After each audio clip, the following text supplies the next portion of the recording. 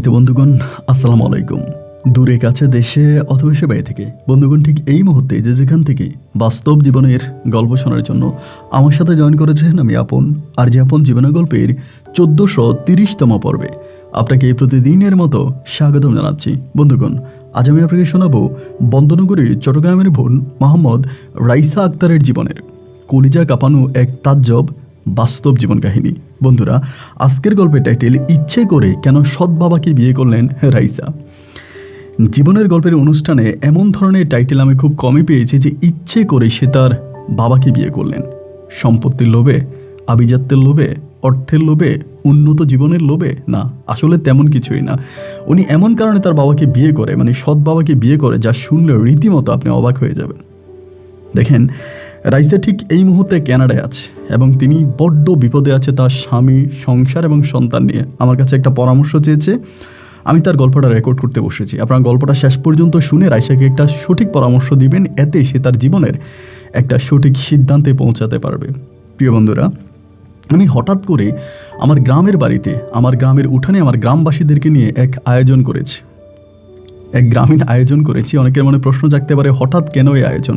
এটা সম্পূর্ণ গোপনীয়। আপনারা যদি সেই ভিডিওটা দেখতে চান, গ্রামের ওই আনন্দ, উৎসব, খাওয়া, চিল্লাচিল্লি, গ্রামীণ সেই ভিডিওটা দেখতে চান, তাহলে আমার ভিডিওর এই আই বাটনে ক্লিক করে অথবা আমার ভিডিওর ডিসক্রিপশনে গিয়েও আমার পরিবার পরিজনদেরকে ওই ছোট্ট ভিডিওতে দেখে নিতে পারেন। ধন্যবাদ সবাইকে। সুপ্রিয় বন্ধুগণ, আসসালামু আলাইকুম। আমার নাম রাইসা আক্তার, আমার বাড়ি বন্দনগরী, চট্টগ্রাম।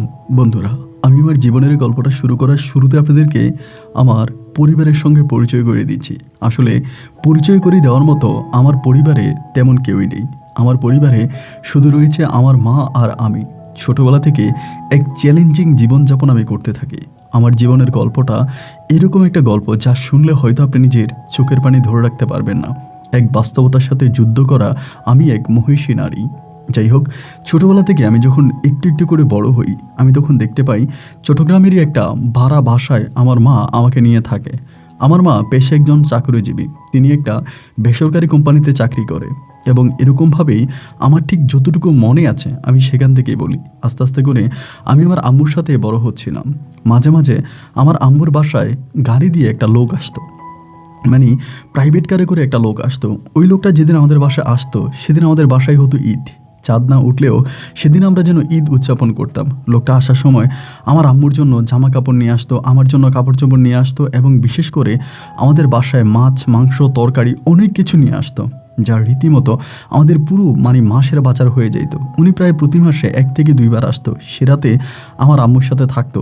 যে রাতে উনি আমার আম্মুর সাথে থাকতো, ওই রাতে আমি আলাদা রুমে ঘুমাইতাম এবং আমি সকালবেলা যখন ওই লোকটা চলে যাইতো, আমার আম্মু তখন ওই লোকটাকে জড়িয়ে ধরে অনেক কান্না করতো। আমি আমার মায়ের মুখে একটা সময় জানতে পারি তিনি আমার বাবা। ওনার নাম ছিল রুহুল আমিন রেজা এবং উনি আমার বাবা এবং তাকে আমি কখনোই বাবা করে সম্বোধন করিনি, তবে ছোটোবেলায় আমি তাকে এরকম করে দেখেছিলাম। এমন করে 1 দিন 2 দিন 3 দিন করে আমার শৈশবের দিনগুলো কাটতে থাকে। এই লোকটা আমাদের বাসায় আসে, বাজার সাজার করে দেয় এবং মাঝে মাঝে এসে আমার আম্মুর সাথে রাত কাটায়। আমার মায়ের মুখে শুনতাম যে তিনি নাকি আমার সৎ বাবা, কিন্তু বাবা হলেও না, কেমন জানি লোকটার কাছে আমার যেতে ইচ্ছে করতো না। এই করতে করতে আমি মোটামুটি প্রায় অনেকটাই বড় হয়ে যাই। আমি তখন ক্লাস 3 থেকে ক্লাস 4-এ পড়ি। ওই সময়টাতে আমি ছোট হলেও না অনেক কিছু বুঝতাম, আমার অনেক বুদ্ধিশুদ্ধি ছিল। অনেক ছোটোখাটো বিষয় না আমি প্রশ্ন করে বসতাম। তো ওই ছোট বয়সে আমি দেখতাম যে আমার বাবার নাম হচ্ছে খোকন। আমার যেই আপনার জন্ম নিবন্ধনের কাগজ, আমি যে স্কুলে পড়তাম ওই স্কুলে তো আমাদেরকে একটা আইডি কার্ড দিয়েছিল। ওই আইডি কার্ডের মধ্যে আমার বাবার নাম হচ্ছে খোকন। কিন্তু যেই লোকটা আমাদের বাসায় সবসময় আসতো, যাকে আমার মা বাবা করে ডাকতে বলতো, যদিও আমি ওনাকে বাবা ডাকতাম না, আমি জানতে পারি ওই লোকটার নাম হচ্ছে রুহুল আমিন রেজা। তা আমি ওই ছোটো বয়সে আমার মাকে প্রশ্ন করি, আচ্ছা মা, আমার আব্বার নাম তো খোকন, আমার আইডি কার্ডে দেওয়া, তাহলে ওইটাকে? দেন মায়ের মুখে আমি এক করুণ কাহিনী শুনতে পাই, যা শুনে আমি নিতান্ত অনেক বেশি কষ্ট পাই। আমার আম্মা পড়াশোনা করে একটা শিক্ষিত মেয়ে ছিল, পড়াশোনা করেছে মোটামুটি, এবং পড়াশোনা করার পরে আমার আব্বুর সাথে আমার আম্মুর বিয়ে হয়। বিয়ে হবার পরে আমার আব্বু ছিলেন পেশায় একজন মসজিদের ইমাম, কোনো একটা মসজিদে নাকি ইমামতি করতো। এবং আমার আম্মুর সাথে বিয়ে হবার পরে আমি তখন দুনিয়াতে আসি এবং আমি দুনিয়াতে আসার আগ মুহূর্ত পর্যন্ত ইমামতি চাকরি করতো আমার আব্বা। বুঝতেই পারেন যে একটা মসজিদের ইমামের বেতন কত, অনেক কম টাকা বেতন পাইতো। এবং ওই মসজিদটাও অনেক বড় কোনো মসজিদ ছিল না, রাস্তার পাশে ছোটোখাটো একটা এবাদতখানা ছিল। এবং সেই আবাদতখানায় আমার আব্বা ইমামতি করতো। তো সংসার ঠিকমতো চলতো না, সংসারে প্রচণ্ড রকমের অভাব অনটন এগুলো দেখা দিয়েছে। তো এই অভাব অনটন থেকে বাঁচার জন্য আমার আম্মা নাকি একটা সময় সিদ্ধান্ত নিল যে আম্মা চাকরি করবে, যেহেতু উনি পড়াশোনা জানে চাকরি করবে। কিন্তু আমার আব্বা কোনোভাবেই আমার মাকে চাকরি করতে দিবে না, আমার মাকে চাকরি করতে দিবে না। এবং একটা বার আমার আব্বা বলেই বসলো যে তুমি যদি বাইরে চাকরি করো তাহলে আমি তোমার সাথে সংসার করব না, কারণ আমি একজন ইমাম, আমি যদি দিনে 2 মুঠো ভাত খাই তুমিও 2 মুঠো খাইবা, আমি যদি ছিঁড়া কাপড় পরি তুমিও ছিঁড়া কাপড় পরবা। কিন্তু এমন নয় যে বিলাসিতার জন্য আমি আমার বউকে দিয়ে চাকরি করিয়ে টাকা উপার্জন করব। বাবা ছিলেন প্রচুর ধর্মপ্রিয় একজন মানুষ, পর্দা করা, ইসলামিক পথে চলা, এটা নাকি আমার আব্বার খুব ভালো পেশা ছিলেন। তো আমার আব্বার আমার যে দাদা দাদি ছিল তারাও একটু নিম্নবিত্ত পরিবারের মানুষ, সবাই মোটামুটি গরিব। তো ওনাদের অবস্থাও খুব একটা খুব যে একটা ভালো তাও নয়। আমার আব্বা যা টাকা ইনকাম করে তার কিছু কিছু আমার দাদা দাদির জন্যও পাঠাইতো। তো আমার আম্মা অনেকভাবে আমার আব্বাকে বুঝাইলো যে দেখো, আমি যদি চাকরি করি আমাদের পরিবারের যে অভাবটা আছে এই অভাবটা মোটামুটি মিটে যাবে, আমরা আর কোনো অভাবে থাকবো না, আমরা স্বর্ণালী সকাল দেখতে পাবো। আমি চাকরি করি, আমি যে টাকা বেতন পাবো তা দিয়ে আমি ঘর ভাড়া দিব, মেয়ের পড়াশোনার খরচ দিব।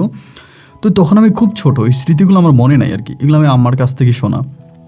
পরে আমার আব্বা নাকি বললো যে না, আমার মেয়েরে পড়াশোনা করাইতে বলে না করাবো, আমি ঘরের মধ্যে তাকে দিনই শিক্ষা দিব, আমি তাকে বাইরে যেতে দিব না। একবার যে আমার আম্মা তখন আমার আব্বাকে ওভারটেক করে ফেললো, আমার আব্বাকে মানলো না। আব্বাকে না মেনে আমার আম্মা তখন চাকরির সন্ধানে কাগজপত্র জমা দিল। তো যে কাগজপত্র জমা দেওয়ার পরে আমার আম্মুর একটা জায়গায় চাকরি হলো, একটা বেসরকারি কোম্পানিতে আমার আম্মুর তখন চাকরি হলো। এবং চাকরি হওয়ার পরে আমার আম্মা ওখানে তখন চাকরি করতে শুরু করলো। আমার আব্বা তখন এটা আর মেনে নিতে পারতেছিল না। মেনে না নিতে পারাতে আমার আব্বা বারবার আমার অফিসের সামনে গিয়ে দাঁড়াই থাকতো। আমার অফিসের সামনে গিয়ে দাঁড়াই থাকতো, তুমি চাকরি করতে পারবা না, আমি তোমাকে চাকরি করতে দিব না। এবং খুবভাবে আমার আব্বা আমার আম্মাকে বাধা দিত, ওখানে অফিসে যাইতে দিত না, কাজ করতে দিত না। এমন করতে করতে আম্মা নাকি কীভাবে জানি ওই কোম্পানির অনেক বড় একজন ম্যানেজারের সাথে আমার আব্বা নাকি লাইন করে ফেলে। আম্মু এটা আমাকে বলে আর কি, আমার আব্বু নাকি ওই কোম্পানির একজন বড় এমডি বা ম্যানেজার উপরস্থ কোনো কর্মকর্তার সাথে আমার আব্বু লাইন করে ফেলে, কথাবার্তা বলে ফেলে। বলার পরে একদিনের ম্যানেজারের রুমে আমার আম্মাকে তখন ডেকে নেওয়া হয়। আমার আম্মা ওই কোম্পানিতে খুব ছোটোখাটো একটা কাজ করতেন, অনেকেই ছোটোখাটো একটা কাজ করতেন। পরে ম্যানেজারের রুমে আমার আম্মুকে তখন ডেকে নেওয়া হয়। তা আম্মু তখন ম্যানেজারের রুমে গিয়ে দেখতে পায় যে আব্বু ওখানে বসে আছে, টুপি পরা পাঞ্জাবি পরা আব্বু বসে আছে। ম্যানেজার তখন আমার আম্মুকে বললো যে এই লোকটাকে। আমার আম্মু তখন বললো ওনাকে আমি চিনি না। তো তখন কিন্তু আমি বাসায়, আমার আব্বা কিন্তু আমার দেখাশোনা করতো। আমি যখন আম্মু যখন অফিসে চলে যেত পুরোপুরিভাবে আমার দায়িত্ব আমার আব্বা পালন করতো। তো আমার মা নাকি বললো যে আমি এই লোককে চিনি না। তো ম্যানেজার বললো তিনি তো বলতে আসছে যে তিনি আপনার স্বামী। আমার আম্মা বলে না, এই লোক আমার স্বামী না, তিনি আমাকে রাস্তাঘাটে বিরক্ত করে আমাকে বিয়ে করতে চায়, আমি ওনাকে বিয়ে করতে চাই না, তিনি আমার স্বামী না। তো এটা বললে নাকি আব্বু এখানে কান্না করে ফেলে, কান্না করতেছে। এমন করতে করতে ম্যানেজার তখন আমার আব্বাকে ধমকাধমকি করতেছে, ওই মেয়ে আপনি এসে মিথ্যা কথা বললেন, এটা আপনার বউ না, এটা সেটা বলে ওই ম্যানেজার নাকি আমার আব্বার গায়ে তখন থাপ্পড় বসায় দেয়। আব্বার গায়ে থাপ্পড় বসায় দেয় এবং থাপ্পড় বসিয়ে দিয়ে আব্বাকে ধাক্কা দিয়ে এখান থেকে বের করে দেয়, অফিস থেকে বের করে দেয়। বের করে দিলে পরে আমার আব্বা মনে ভীষণ রকমের কষ্ট পায়। তা আব্বা তখন চলে গেল, আম্মা বিকেল পর্যন্ত অফিস করলো, অফিস করে বাসায় এসে দেখতেছে আমার আব্বা বাসায় নেই। তা আম্মা মনে করলো যে আব্বার সম্ভবত মনে কষ্ট পাইছে, রাগ হইছে, কোথাও চলে গেছে, চলে আসবে, এমনটাই মনে করছিলাম। কিন্তু দিন পেরিয়ে রাত চলে আসলো, আমার আব্বার ঘরে ফিরল না। সারাটা রাতও কেটে গেল, আমার আব্বু আর ঘরে আসলো না। পরে আম্মা তখন আব্বা যে মসজিদে ইমামতি করতো ওই মসজিদে গিয়েছিল। মসজিদে যাওয়ার পরে সেখানকার মুসল্লিদের সাথে কথা বললো যে আমার আব্বার নাম বললো যে খোকন আসছে কিনা মসজিদে বা উনি আছে কিনা। সবাই বললো যে না, উনি তো গতকালকে ফজরের নামাজ পড়ানোর পরে উনি আর আসে নাই, সারাদিনও আসে নাই, আজকে সারা রাত উনি আসে নাই, উনি কোথায় আছে আমরা বলতে পারি না। আমার আম্মা তখন মোটামুটি একটু টেনশনে পড়ে গেল। এবার আস্তে আস্তে করে আব্বাকে খুঁজতে শুরু করলো। এক পর্যায়ে আমার দাদা দাদির বাড়িতে গেল এবং সেখানে গিয়ে আমার আব্বাকে খুঁজতে চেষ্টা করলো। সেখানে যাওয়ার পরেও আমার আব্বার কোনো সন্ধান পাওয়া গেল না। আমার দাদা দাদি তারাই অনেক অভাবী, তারা খেতে পারে না, চলতে পারে না, তাদেরই প্রচণ্ড রকমের অভাব। এবং আমার আম্মা ওখানে যাওয়ার পর আমার আব্বার সন্তান না পেয়ে মা তখন মোটামুটি একটু দুঃখ মনে পাইল যে আমার আব্বার সাথে এই কাজটা করার তার ঠিক হয়নি। সে মর্মান্তিকভাবে আঘাত পাইছে। আঘাত খাওয়ার পরে তখন সে মনে মনে চিন্তা করলো যে আমি তো এটা অন্যায় করছি, আমি চাকরি করবো না, আমি চাকরি ছেড়ে দিব প্রয়োজনে। তো এমন করে নাকি আম্মু অনেকদিন চাকরিতেও যাইতো না, সারা দিন রাত মিলিয়ে আমার আব্বাকে রাস্তাঘাটে খুঁজতে থাকতো, চাকরিতেও যাইতো না। এমন করে প্রায় 1 সপ্তাহের মতো কেটে যায়, আমার আব্বার কোনো সন্ধান পাওয়া যায় না। আব্বা কি বেঁচে আছে নাকি মরে গেছে না কোথায় গেছে, কি হয়েছে, এর কোনো সঠিক ব্যাখ্যা বা কারণ কেউই দিতে পারতো না। আম্মু আব্বুকে প্রচণ্ড রকমের ভালোবাসতো, যার জন্য আম্মু তখন কান্নায় ভেঙে পড়লো।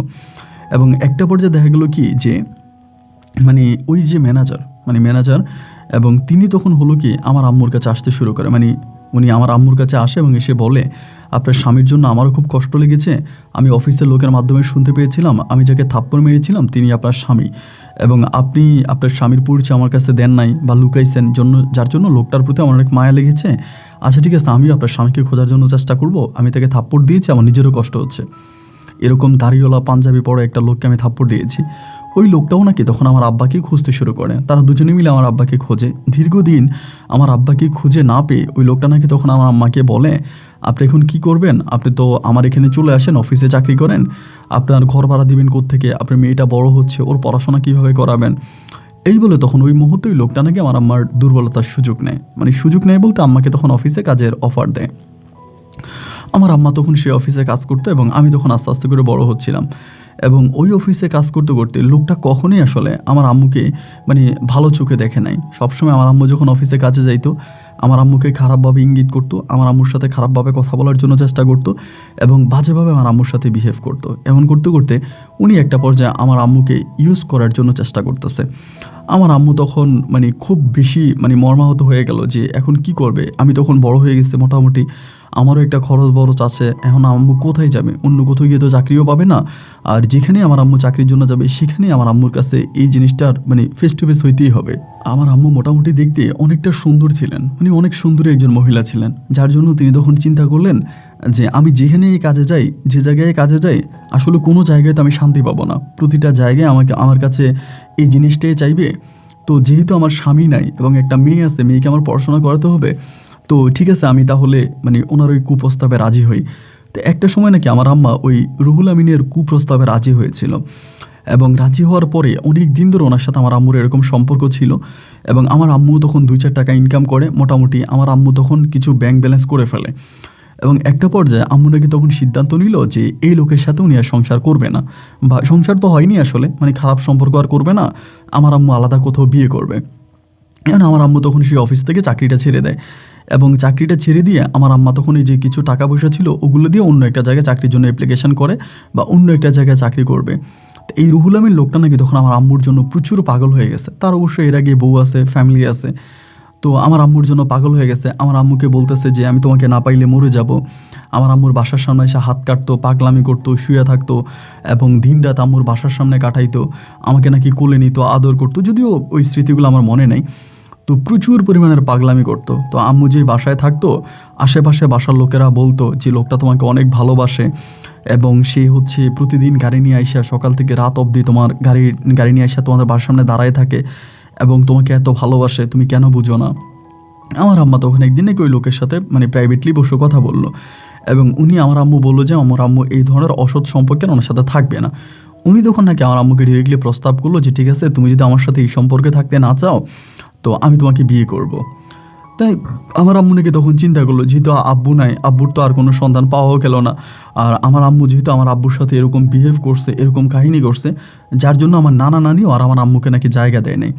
আমার নানা নানিও বিষয়টা জানতে পারছে। আমার আম্মু আমার আব্বুকে অফিসে পরিচয় দিচ্ছে, আমার আব্বুকে চিনে না, অফিসের ম্যানেজার আমার আব্বুর গায়ে হাত তুলছে, আমার আব্বু নিরুদ্দেশ হয়ে গেছে। এগুলো জানার পরে আমার নানা নানিও তখন আমার আম্মুর উপরে খুব রেগে আছে যে তুই আমাদের মেয়ে না, তাহলে তুই এরকম কাজটা কীভাবে করলি, কেন করলি এই কাজটা?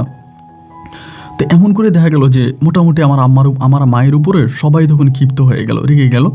আমার আম্মা তখন আর আমার মানে নানুর বাড়িতেও গেল না, নানার বাড়িতেও না গিয়ে আমাকে নিয়ে তখন পড়ে আসে এবং চিন্তা করলো লোকটা যেহেতু বিয়ের প্রস্তাব দিছে, চট্টগ্রাম শহরের মতো একটা জায়গা, এখানে তো একটা মানুষ লাগবে, থাকতে হলে একটা মানুষের প্রয়োজন। এখন এভাবে তো আর থাকা যাবে না, মানে এভাবে তো আর থাকা পসিবল না। বিভিন্ন মানুষ বিভিন্নভাবে হচ্ছে খারাপ কুপ্রস্তাব দেয় বা খারাপ কাজের ইঙ্গিত করে। তো পড়াশোনা মানে আমার আম্মুর ওখানে থাকাটা খুব ডিফিকাল্ট হয়ে যাচ্ছিল, কঠিন হয়ে যাচ্ছিল। যার কারণে আম্মু তখন চিন্তা করলো যে ঠিক আছে লোকটা যদি এরকম করেই বলতেছে তো তাহলে আমি তার প্রস্তাবে রাজি হয়ে যাই। আম্মু তখন ওই রুহুল আমিনের প্রস্তাবে রাজি হয়ে গেল। রাজি হয়ে যাওয়ার পরে তখন আমার আম্মুর সাথে এই লোকটার বিয়ে হলো। তো বিয়েও হলো, কাবিনও হলো, সব কিছু ঠিকই হইলো। তো এই লোকটা তখন আমাদের বাসায় আসতো যাইতো। এই কাহিনীটা আমি আমার আম্মুর মুখে শুনতে পারি যে সেই থেকেই সে আমার বাবা। তো আমার দাদা দাদি মারা গেছে, আমি যখন মোটামুটি বুঝ বয়স হয় আমার দাদা দাদি মারা গেছে। আমার ওই আব্বার এক ভাই ছিল, আমার সম্পর্কে কাকা হয়, ওনার বাসায় আমি মাঝে মাঝে যাইতাম। তো উনিও আমাকে ওভাবে মূল্যায়ন করতো না, মানে ওভাবে দেখতো না। ওনারাও খুব আসলে গরিবই ছিল, মানে তার বাসা আমি ওভাবে যেতে পারতাম না। তো এই লোকটা আসতো, এই লোকটা আমাদের বাজার সাজার করে দিত, আমার পড়াশোনার খরচ দিত। তো এমন করতে করতে এই লোকটা আমার আম্মুর সাথে খুব মানে মিশে যায় আর কি।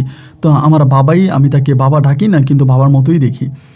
এই করে প্রায় অনেকগুলো দিন কেটে গেল। তখন কিন্তু আমার আম্মা চাকরি করতো, মানে তখন আমার আম্মা চাকরি করে। তো অনেকগুলো দিন কেটে যাওয়ার পরে হঠাৎ করে লোকটার আমাদের বাসা আসে না।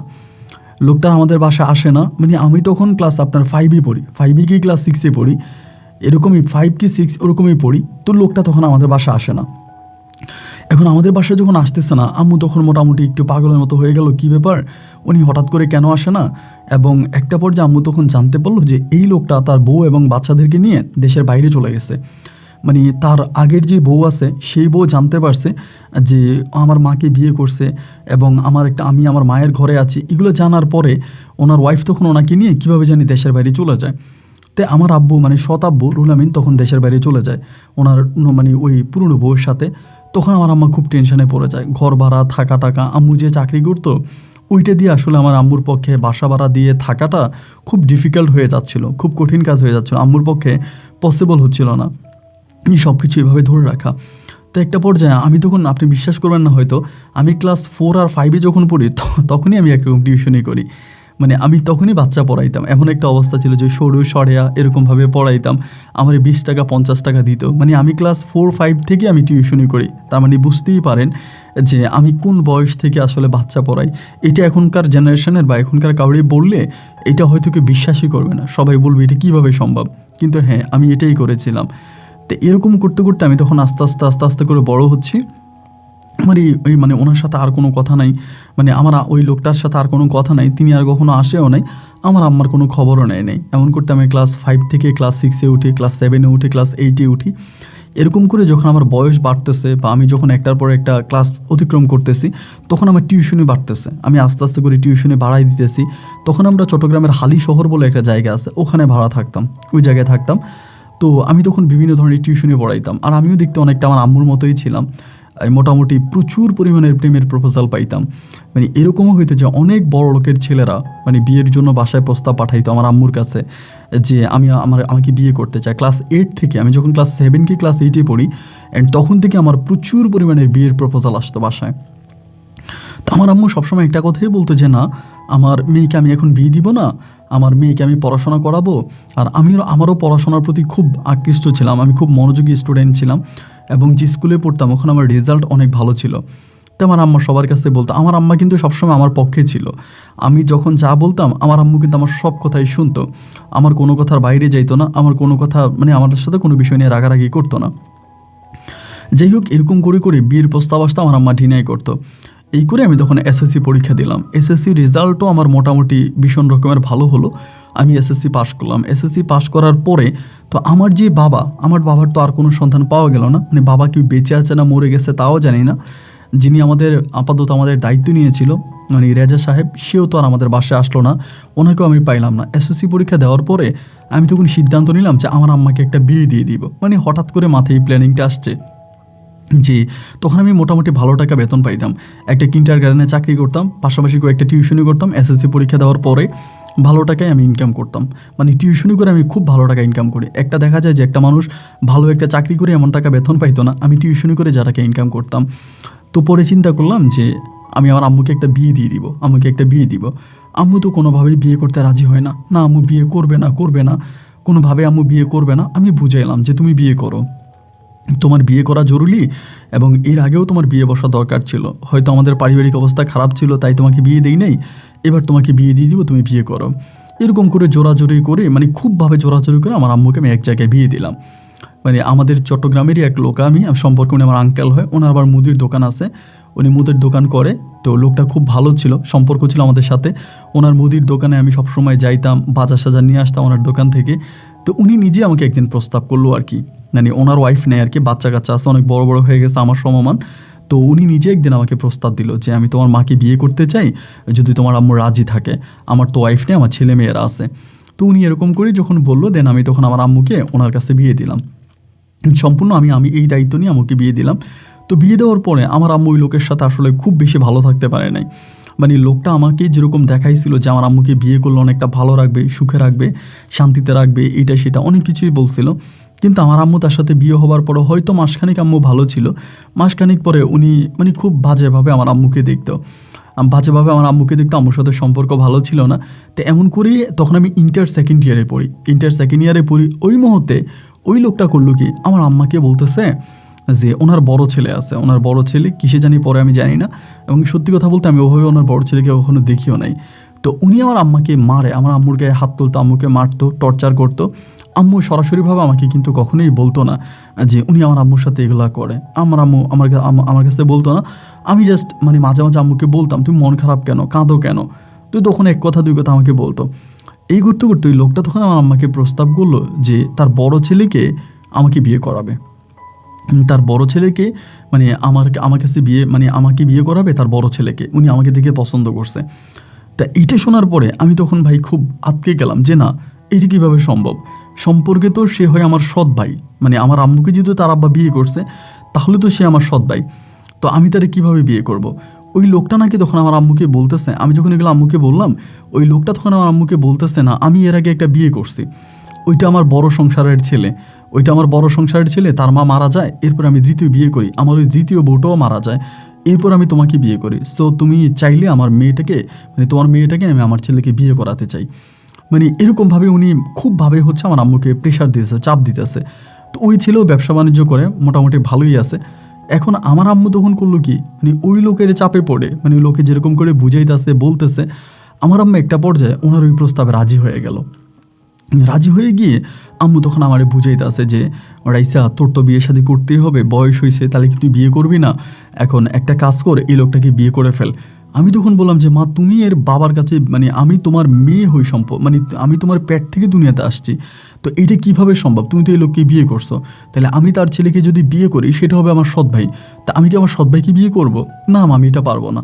এখন আমি এটা পারবো না বললাম কেন, এই লোক আমার আম্মার উপরে টর্চার বাড়াই দিছে যে না আমি তোর মানে লাস্ট পর্যন্ত উনি এরকম করে বলতেছে যে আমি যদি তোমার মেয়েরই বিয়ে করাই আনি, এটা তো আর আমার মহল্লার কেউ জানে না যেটা তোমার মেয়ে, সো এটা তো কোনো সমস্যা হবে না। না আমি রাজি হই না, আমি কোনোভাবে রাজি হব না। আমার আম্মু আমার উপরে জোর প্রয়োগ করতেছে, মানে খুব জোর করতেছে। মানে ওরা কি আমার আম্মুরে কি খাওয়াই দিছে না আম্মুরে কি করে ফেলছে ভাই, এটা আমি জানি না। মানে সামথিং কিছু একটা মনে আমার আম্মুর সাথে হয়ে গেছে। তো এরকমভাবে জোর দিতেছে, প্রচুরভাবে আমাকে প্রেশার করতেছে। আমি বললাম যে না, আমার দ্বারা এটা সম্ভবই না, সে আমার সৎ ভাই হয় সম্পর্কে, আমি তার সাথে কীভাবে করব। আমার আম্মু তখন আমারে বলতেছে যে জীবনে আমি তোর কাছে একটা জিনিস চাইলাম, এটা পাইলাম না, এবং ওই ছেলে নাকি এটাও বলছে যে আমার বিয়ে করার পর উনি দেশের বাইরে নিয়ে চলে যাবে, মানে আমাকে নিয়ে দেশের বাইরে চলে যাবে। তখন আমি ইন্টার পরীক্ষা দিই নাই, কিন্তু মানে মাত্র আপনার ইন্টার সেকেন্ড ইয়ারে পড়তেছি, সামনে আমার ইন্টারমিডিয়েট ফাইনাল পরীক্ষা। স্কুলে যখন পড়তাম তখন থেকে আম্মা আমাকে অনেক বলতো, আমাকে অনেক দূর পর্যন্ত পড়াশোনা করাবে, আমাকে ব্যারিস্টার বানাবে, ব্যারিস্টারি পড়াবে, ডাক্তারি পড়াবে, অনেক ধরনের কিছু বলতো। কিন্তু ওই ভদ্রলোকের কাছে বিয়ে দেওয়ার পরে আমার আম্মার কী যে হয়েছে, আমার আম্মা এবার আমাকে মানে যেভাবেই পারবে আমাকে আমার আম্মা মানে বিয়ে দিবে, মানে ওই ছেলের কাছে বিয়ে দিয়ে দিবে। আমি এটা নিতে পারতেছিলাম না। মানে একটা পর্যায়ে আম্মু তখন মানে আমাকে ডিরেক্টলি থ্রেট করতে থাকে, আমি সুইসাইড করব, আমি সুইসাইড করে মারা যাব তুই যদি এই প্রস্তাবে রাজি না হোস, মানে এরকমভাবে আমাকে থ্রেট দিতে শুরু করছে। তখন একটা পর্যায়ে আমি তখন মানে একরকম বাধ্য হলাম আর কি, যে বাধ্য হয়ে আমি তখন আম্মাকে বললাম যে আম্মা তো জীবনে কখনো শান্তি পায় নাই, জীবনে কখনো সুখ পায় নাই। এরপরে আম্মা যেহেতু শেষ মুহূর্তে আমার কাছে একটা জিনিস চাইলো, আমি নিজেকে কোরবানি করে হলো আমি এটাতে রাজি হব, মানে এরকম একটা মানে সিদ্ধান্ত নিলাম আর কি। তো এটা তো আসলে হাদিসের দিক থেকেও বৈধ না, ইসলামের দিক থেকেও বৈধ না। তো এরপরও আম্মার ওই প্রস্তাবে শুধু আম্মার দিকে তাকে আমি তখন রাজি হয়েছি। ছেলেটার সাথে তখন আমি ওনার সাথে দেখা করার পরে মানে একটা রেস্টুরেন্টে দেখা করি, আমার আম্মু তখন ওখানে থাকে। পরে আমার আম্মুকে আমি দূরে সরিয়ে দিয়ে আমার সাথে পার্সোনালি কথা বলি। তো আমি বললাম যে আপনি তো আমার সম্পর্কে জানেন যে আমার আম্মাকে যেহেতু আপনার আব্বু বিয়ে করছে, তো হিসাবে তো আপনি আমার সৎ ভাই হন, এরপরও আপনার আব্বার এই প্রস্তাবটা তো আপনি কেমনভাবে দেখছেন? এই ব্যাককল লোক আমাকে বলতেছে কি যে আপনাকে দেখে আমি পাগল হয়ে গেছি, সুতরাং কোনো জাত ধর্মকুল এগুলো আমার দরকার না, আমি আপনার বিয়ে করব। মানে উনি এরকম করেই বলতেছে লোকটা। আমি তখন বললাম যে আপনি এটা কী বলতেছেন? একটা মানুষ সুন্দর হতেই পারে, তার মানে সুন্দর হলেই কি আপনি এরকম করে বলতে হবে? আর আপনি হিসেবে আমার সৎ ভাই হন, আপনাকে বিয়ে করা তো ইসলামের দিক থেকেও এটা জায়েজ না। উনি তখন আমাকে বলতেছে আমি কোনো জায়েজ মায়েজ বুঝি না, আমি আপনাকে বিয়ে করব। মানে এই লোক মনে হলো যেন পাগল হয়ে গেছে। আমি বুঝতেছি যে আমি একটা ট্র্যাপে পড়তে যাচ্ছি, মানে আমার জন্য কিছু খারাপ দিন অপেক্ষা করতেছে, এগুলো আমার জন্য খুব খারাপ কিছু বই আনবে। আমি যতই আমার আম্মাকে বুঝাইলাম, কিন্তু আমার আম্মাকে আমি আসলে বুঝাইতে পারলাম না। আমার আম্মা আমার বুঝটা কোনোভাবেই নিল না। উনি ওই একরোখা, উনি যা বলবে তাই হবে, এটাই আমার করা লাগবে। শেষ পর্যন্ত লোকটার আমি বললাম যে আচ্ছা ঠিক আছে, না হয় আমার আম্মুর দিকে তাকায় বা ফ্যামিলির দিকে তাকায় আমি আপনাকে বিয়ে করলাম, কিন্তু বিয়ের পরের গল্পটা কি হবে, মানে আমি আপনাকে বিয়ে করলাম এরপরে কি করবেন? তো উনি বলতেছে যে আমি আপনাকে বিয়ে করব এবং বিয়ে করার পরে আমি আপনাকে দেশের বাইরে নিয়ে চলে যাব। তো সে আমাকে বলেছিল সে নাকি আপনার মানে স্পেন থাকে, আমাকে বললো উনি স্পেনে থাকে। তো আমারে বললো মানে স্পেন থাকে বলতে ওইখানে ওনার বিজনেস আছে, ব্যবসা বাণিজ্য আছে। তো আমাকে বললো যে আমি আপনাকে বিয়ে করে স্পেনে নিয়ে যাব। তখন আমি বললাম যে মানে আমি কিন্তু শুনতেছি একবার উনি ব্যবসা করে, একবার উনি চাকরি করে, একবার উনি স্পেনে থাকে, মানে এক একবার এক এক ধরনের কথা শুনি। মানে অ্যাকচুয়ালি এই লোকটা আসলে করে কি ওইটা কিন্তু আমি জানতাম না, এবং ওই লোকটাকে বিয়ে করার কোনো ইচ্ছাও আমার মনে ছিল না, মানে কোনো রকমের ইচ্ছা নাই। এখন আমার আম্মুর চাপে পড়ে শেষ পর্যন্ত আমি ওনাকে শর্ত দিলাম যে ঠিক আছে, আমি আপনাকে বিয়ে করতে পারি, একটা শর্ত আছে। প্রথম শর্ত হচ্ছে আপনি আমাকে ঢাকার বাইরে নিয়ে মানে চিটংয়ের বাইরে নিয়ে যাবেন। আপনার সাথে যেদিন আমার বিয়ে হবে ওই দিন থেকে আমি চিটংয়ে থাকবো না, আমি ঢাকায় চলে যাব। আপনি আমার জন্য ঢাকায় বাসা ভাড়া করবেন, আমি পড়াশোনা ছেড়ে দিব, আমি পড়াশোনা করব না, আমি ঢাকায় আপনার সাথে থাকবো। এবং বিয়ে করার 6 মাসের মধ্যে আপনি আমাকে দেশের বাইরে নিয়ে যেতে হবে, এবং এই 6 মাসে আমি কখনো মানে বাচ্চা নিব না। আর বিয়ের বিষয়টা শুধু আপনি আমি, আমার পরিবার ছাড়া বাইরের কোনো লোক জানবে না। এই শর্তগুলো দেখলাম, মানে শর্তগুলো দিলাম, উনি আমার শর্তে রাজি হলো যে ঠিক আছে, যে শর্তগুলো তুমি দিয়েছো আমি তোমার শর্তগুলো মানতে রাজি আছি। এরপরে কি আর করা, এই ঘৃণিত কাজই আমাকে তখন করা হলো, এবং আমি ওই লোকটাকে বিয়ে করলাম। যেদিন বিয়ে করলাম সেদিন আমি ওনার সাথে একরকম মানে পালিয়ে যাওয়ার মতো করে ঢাকায় চলে গেছি। এবং ঢাকায় চলে যাওয়ার পরে উনি ওখানে একটা বাসা ভাড়া করে, সেই বাসায় তখন আমি তাকে নিয়ে উঠি। বাসাটাতে আগে ফার্নিচার টার্নিচার সব কিছু ছিল। তো এই বাসার মধ্যে আমি 3 মাসের মতো থাকি ওনার সাথে। তো 3 মাসের ভিতরে উনি আমাকে পাসপোর্ট করায়, আমাকে দেশের বাইরে নিয়ে যাবে, এরকমভাবে কথাবার্তা সব কিছু চলতেছে। পাসপোর্ট করে আমি ওনার কাছে পাসপোর্ট দিয়ে রাখছি। তো সে আমাকে নিয়ে যাওয়ার কোনো অ্যাক্টিভিটি নাই যে সে আমাকে স্পেনে নিয়ে যাবে। সে কিন্তু স্পেনে যায় আসে, ওখানেও থাকে, এগুলো জানি, বাট সে যে আমাকে ওখানে নিয়ে যাবে এরকম কোনো মানে আমি তার ভিতরে ওরকম কোনো কিছু দেখি না। তো এইরকমভাবে চলতে চলতে 3 মাস পরে যেটা দেখা গেল, ওর বাবা মানে যিনি আমার সৎ বাবা হয়ে সম্পর্কে, এই ভদ্রলোক করলো কি আমাদের বাসায় আসতো বিনা কারণে। ধরুন ওনার এখানে আসার কোনো প্রয়োজন নাই, তো উনি একদম সম্পূর্ণ বিনা কারণে আমাদের বাসায় আসতো। এবং আমাদের বাসায় আসার পরে উনি বিভিন্নভাবে মানে যেগুলো আসলে আমি আপনাকে বলতে চাই না বা বলবো বা কি, তো ওনার মানে চাহিদা বা চিন্তা ভাবনা, কথা বা চোখের নজর, এই সমস্ত কিছু ভালো ছিল না, মানে খুবই খারাপ ছিল। তো আমি ওনার ছেলেকে মানে আমার হাজব্যান্ডকে বলতাম যে তোমার আব্বার তো এখন ঢাকাতে কোনো কাজ নেই, ব্যবসা বাণিজ্য সবই চিটংয়ে, উনি থাকবে চিটংয়ে, সব কিছুই চিটংয়ে, উনি ঢাকায় কেন আসে বা আমাদের বাসায় আসার ওনার কারণটা কি? আমার হাজব্যান্ড তখন বলতেছে যে উনি আসতেছে তো আসলে প্রবলেম কি, উনি তো তোমার কোনো ক্ষতি করতেছে না। তখন আমি বললাম যে আমি একলা বাসায় থাকি, তুমি তো বাসায় থাকোই না। রাত বিরাতে উনি আমাকে ডাকে ওনার পা টিপে দেওয়ার জন্য, হাত টিপে দেওয়ার জন্য, মাথা মেসেজ করে দেওয়ার জন্য, তো এইগুলো তো আসলে আমার দ্বারাই হবে না, আমি এগুলো করবো না। এই ধরনের সে আমার উপরে খেপে গেল, কি হলো তুমি আমার বাবার সেবা করতে পারবে না? এই তো শুধু আমার বাবাও না, সে তো হিসাব করলে তোমারও সৎ বাবা, তাহলে তুমি এটা কেন করতে পারবা না? মানে তুমি আমার বাবাকে পছন্দ করো না, মানে আমার সাথে একরকম দুর্ব্যবহার, খারাপ ব্যবহার।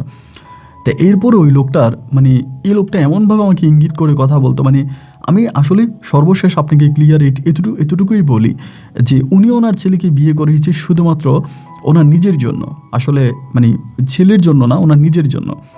তো আপনি বুঝতেই পারছেন যে আমি কী বোঝাচ্ছি। তো একটা পর্যায়ে আমি তখন আমার হাজব্যান্ডকে চাপ দিলাম যে না, এটা হতে পারে না, তোমার সাথে যখন আমার বিয়ে হয়েছিল তখন তুমি আমার সাথে এগ্রিমেন্ট করেছিলা যে তুমি আমাকে স্পেন নিয়ে যাবা, 6 মাসের মধ্যে আমি তোকে বিয়ে করলাম, আজকে প্রায় 8 মাস হয়ে গেল, কিন্তু 8 মাসেও তুমি আমার এই দেশের বাড়ি নিয়ে যাচ্ছ না, সো তুমি কি চাচ্ছ? ও তখন আমাকে বলে তুমি ভেবে নাও না কেন, তুমি ভেবে নিলেই তো সব কিছু সমাধান হয়ে যায়, তুমি বাচ্চা নাও।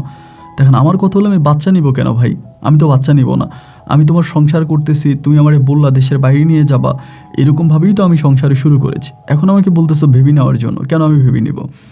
আমি বাচ্চা নেই না কেন? সে আমার সাথে প্রতিদিন ঝগড়া করে, মানে খারাপ ব্যবহার, খুব দুর্ব্যবহার, মানে গায়ে হাত তোলে, মানে এমন কোনো দিন নেই আমার গায়ে হাত তোলে না। উনি এদিক দিয়ে আমাকে মারে এবং ওনার বাবা তখন মানে এসে মানে দুর্বলতার সুযোগ নেয়, আমার গায়ে হাত দিয়ে আমার চোখের পানি মুছে দেয়, মাথায় হাত বোলায় দেয়, মানে অন্যভাবে ছেলেকে গালাগালি করে আমার সামনে। আবার ভিতরে ভিতরে বাপ বেটা ঠিক, বাইরে আসলে আমার পক্ষ নেই ওর বাবা, হ্যাঁ ঠিক আছে রাইসা তুমি ভালো, তুমি ভালো, আমার ছেলে খারাপ, আমি ভুল করছিলাম তোমার ওর কাছে বিয়ে দিয়ে, আমি আরও ভালো জায়গায় তোমাকে বিয়ে দিতে পারতাম, মানে এরকম কথাবার্তা বলে।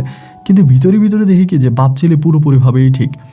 এমন করেই দিন আর রাতগুলো কাটতে কাটতে আমি তখন আমার হাজব্যান্ডের এক ফ্রেন্ডের সাথে কথা বলি, একটা মেয়ে ফ্রেন্ড আছে ওর, মানে খুব ঘনিষ্ঠ ওই ফ্রেন্ড আর কি। ওই মেয়ের বাড়িও ঢাকাতে, মেয়ে বাবা আবার কাস্টম অফিসার, ঢাকা এয়ারপোর্টে চাকরি করে। ওই মেয়ের সাথে কথা বলতে বলতে একদিন ওই মেয়ের মাধ্যমে আমি একটা খবর পাই, যা শুনে রীতিমতো আমার মাথা আসমানটা ভেঙে পড়ে। আমি জানতে পারি যে ও বিদেশে থাকে, স্পেনে থাকে ঠিক আছে, কিন্তু স্পেনে ওর বউ আছে। শুধু বউই না, ওর ওখানে 3টা বাচ্চাও আছে, মানে 2টা ছেলে একটা মেয়ে আছে, যারা মোটামুটি অনেক বড়। এবং ওই যে মেয়েটাকে বিয়ে করছে ওই মেয়েটাও বাংলাদেশি বংশোদ্ভূত, কিন্তু স্পেনে থাকে, মেয়ের বাবা মা স্পেনে থাকে, ওইখানেও মেয়েরেও বিয়ে করছে। মানে আমি তো শুনে তখন দুনিয়াতে নেই, আয় হায় আমার কি হইলো। তো ও কিন্তু কোনোদিনও, মানে ওর যে একটা বিবাহিত ছেলে, ওর যে বউ আছে, বাচ্চা আছে, এইটা আপনি কোনোভাবেই বুঝতে পারবেন না, মানে বোঝার কোনো উপায়ই নাই। ও এমনভাবে চলাফেরা করবে, এমনভাবে চলবে এবং এমনভাবে কথা বলবে যে ও যে একটা মেরিড পার্সন এটা কেউই বুঝবে না। তো এগুলো শোনার পরে আমি তখন পাগলের মতো হয়ে গেলাম, আয় হায় এই লোক তো আমারে সম্পূর্ণভাবে ঠকাইছে, আমারে ধোকা দিছে, আমার সাথে চিটিং করছে, আমার সাথে বেইমানি করছে। এগুলো জানার পরে আমি ওনাকে একদিন জিজ্ঞেস করি যে আমি এমন এমন ঘটনা শুনতে পাইলাম যে এটা কতটুকু সত্য, আপনি নাকি বিয়ে করছেন, আপনার নাকি স্পেনে বউ আছে, বাচ্চা আছে। সে টোটালি অস্বীকার করে যে না আমি বিয়ে করি না, আমার কোনো বউ নাই, বাচ্চাও নাই, মানে পুরো অস্বীকার। দেখেন মানুষ কত খারাপ হতে পারে। তো এরপরে আমি ওনাকে বিশ্বাস করি না, আমি ওনার সাথে রাতের বেলায় ঘুমাই না, থাকি না, এবং শেষ পর্যন্ত উনি আমার হাতে পায়ে ধরে আমার সাথে রাতে থাকার জন্য। আমি তখন বললাম যে ঠিক আছে, আমি তোমার সাথে থাকতে পারি এক শর্তে, তুমি কোরআন শরীফে হাত দিয়া বলবা যে তুমি বিয়ে করো নাই এবং স্পেনে তোমার কোনো বাচ্চা কাচ্চা নাই। যদি তুমি এটা ওয়াদা করে বলতে পারো, কোরআনে হাত দিয়ে বলতে পারো, তাহলেই আমি সব কিছু ঠিক করে নিব। মানে আপনি কীভাবে, মানে আমি কীভাবে বলবো এই লোক আমার সামনে কোরআনে হাত দিয়ে ফেললো, অজু করে আসলো, এসে কোরআন মাথায় নিয়ে বলতেছে যে না আমার কোনো বউ নেই, আমার কোনো বাচ্চা নাই, স্পেনে আমার কোনো সন্তানাদি নেই, এগুলো সবই মিথ্যা কথা, আমাদের সংসার ভেঙে দেওয়ার জন্য তৃতীয় পক্ষ বা থার্ড পার্টি একটা ঝামেলা লাগাই দিছে, তুমি বুঝতে পারো নাই, তুমি তো একটু বোকা সহজ সরল টাইপের, তো তোমাকে জাস্ট ইউজ করা হয়েছে। তো দেখো আসলে এরকম কিছুই না, আমি ম্যারিড না, আমি খুদ তোমাকেই ভালোবাসি এবং আমি তোমার সাথেই আছি। মানে আমিও তখন ওনার কথা বিশ্বাস করে নিলাম, যেহেতু একটা মানুষ ধরেন কোরআনে হাত দিয়েছে, এরপরে তো আর মানে আর কিছু থাকতে পারে না, কোরআনের ঊর্ধ্বে তো পৃথিবীতে আর কিছুই না। যেহেতু উনি ওখানে হাত দিয়েছে, তো সেখানে তো আমি আর মানে দ্বিমত করতে পারি না।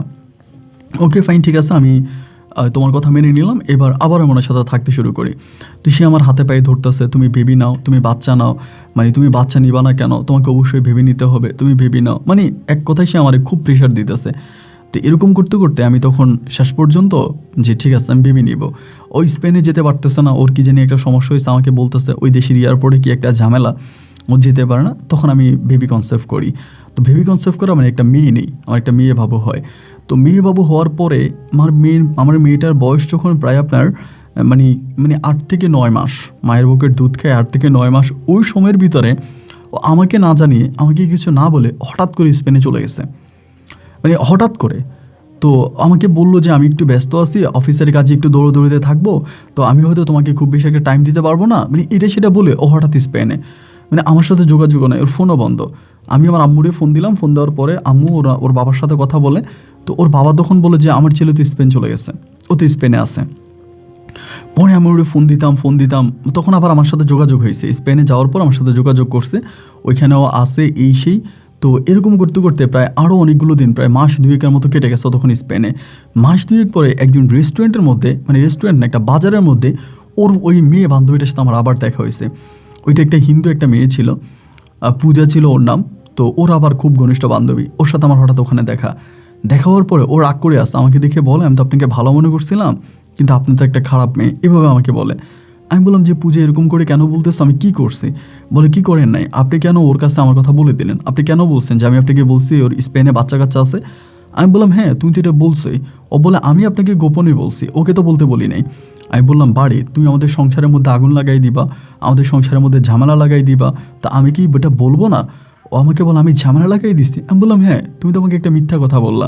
ও বলে তার মানে কি আপনি বিশ্বাস করেন যে স্পেনে ওর বউ বাচ্চা আছে? আমি বললাম না, আমি এটা কেন বিশ্বাস করব, স্পেনে ওর বউ বাচ্চা কোত্থেকে থাকবে? ও কোরআনে হাত দিয়ে বলছে যে ওর স্পেনে ওর বউ বাচ্চা নাই। আমাকে বলে ও কোরআনে হাত কি আপনার সামনে দিছে? আমি বললাম হ্যাঁ। বলে ও কোরআনে হাত না, ও যে কত বড় খারাপ, ও তো মুসলমানই না। আমি বললাম মানি? বলে হ্যাঁ ও তো মুসলমানই না, ও তো নাস্তিক, আপনি কি এটা জানেন না? আমি বললাম মানি ও নাস্তিক, কি বলতেছেন আপনি এটা? বলে আচ্ছা আপনি কি ওনাকে কখনো নামাজ পড়তে দেখছেন?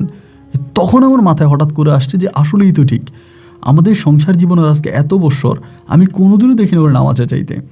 মানে আসলে সত্যি কথা বলতে কিন্তু আমিও নামাজ পড়ি না, এমন না যে আমি নামাজ কালাম পড়ি, আমিও কিন্তু নামাজ কালাম পড়ি না। তো আমি নিজে যেহেতু নামাজ পড়ি না, আমি ওরে কখনোই দেখি নাই কোনোদিন মসজিদে যাইতে বা নামাজ পড়তে। তখন আমার মনের মধ্যে প্রশ্ন জাগলো যে কী ব্যাপার, আসলেই তো সত্যি, আমি তো ওরা কখনোই নামাজে যাইতে দেখি নাই। তো আমি তখন আমার আম্মুকে বিষয়টা জানাইলাম। আমার আম্মু তখন গোপনে গোপনে ওর আব্বুর সাথে কথাবার্তা বলি কেমনে কেমনে কেমনে কেমনে আমার আম্মুও তখন আমাকে বলতেছে যে হ্যাঁ মানে এটা সত্য। মানে আচ্ছা, এখানে আরও ঘটনা আছে, আমি আরও ওই মেয়েটার সাথে কথাবার্তা শেষ করি। তো আমি তখন পূজারে বললাম যে না, এটা হতে পারে না, ওর তো স্পেনে বউ নাই। পরে পূজা আমারে বলতেছে যে দেখো তুমি কি প্রমাণ চাও, মানে ও যে বিয়ে করছে, বাংলাদেশে যে পরিবারে বিয়ে করছে ওই পরিবারে তুমি যেতে পারো। পরে আমাকে রাজশাহীর একটা ঠিকানা দিল, যে মেয়ের বাড়ি রাজশাহী এবং মেয়ের মানে যেটা মানে মেয়ে জন্ম হয়েছে বাংলাদেশে, মেয়ের বাবা মা তখন স্পেনে চলে যায় এবং মেয়েকেও নিয়ে যায়। আমাকে তখন ফুললি ওই গ্রামের ঠিকানা দিল এবং ও নাকি ওই গ্রামে অনেকবার আসছে ওর বাচ্চা নিয়ে বা ওয়াইফ নিয়ে। তো ঠিকানা দেওয়ার পরে আমি সেই গ্রামে যাই, যে গ্রামের ঠিকানাও আমাকে দেয়, আমি নিজে যাই, খুদ আমি নিজে যাই এবং সেই গ্রামে গিয়ে আমি খোঁজ খবর নিয়ে জানতে পারি যে আসলেই পূজা যা বলেছে সবই সত্য। মূলত ওই মেয়েকেও বিয়ে করছে এবং সেটা বহু বছর আগে। সে প্রায় 5 থেকে 6 বার ওই গ্রামেও আসছে এবং গ্রামের মানুষকে ছবি দেখাইছে, সবাই চিনে, সবাই বলতেছে ওটা অমুকের মেয়ের জামাই, সবাই বলতেছে। তো আমি তখন আমার সাথে আর যোগাযোগ করে না, মাঝে মাঝে হয়ে ফোন দেয়, মাঝে মাঝে দেয় না, মানে খুব কম। এখন তো ধরেন আপনার হোয়াটসঅ্যাপ আছে, ইমো আছে, কল দেওয়া যায়, তো নাম্বারে কল দিত, মানে খুব কম, ওর কল আমি খুব কম পাইতাম। স্কাইপিতে কথা বলতাম, তো খুব কমই কথা হইতো, ও এত মানে কথা বলতে পারতাম না। তো এটা যখন আমি জানতে পারি, আমি তখন আমার আম্মুকে বলি যে আম্মু ও তো এগুলো এগুলো করছে। আমার আম্মু তখন গোপনে গোপনে খোঁজ খবর নিয়ে জানতে পারে যে হ্যাঁ, প্রথম কথা হচ্ছে ও কোনো মুসলিম না, ও হচ্ছে নাস্তিক। মানে নাস্তিক বলতে মুসলিমের ঘরে জন্মাইছে কিন্তু ও আল্লাহকে বিশ্বাস করে না, আল্লাহকে বিশ্বাস করে না এবং কোনো ধর্মকেও বিশ্বাস করে না, ও হচ্ছে নাস্তিক।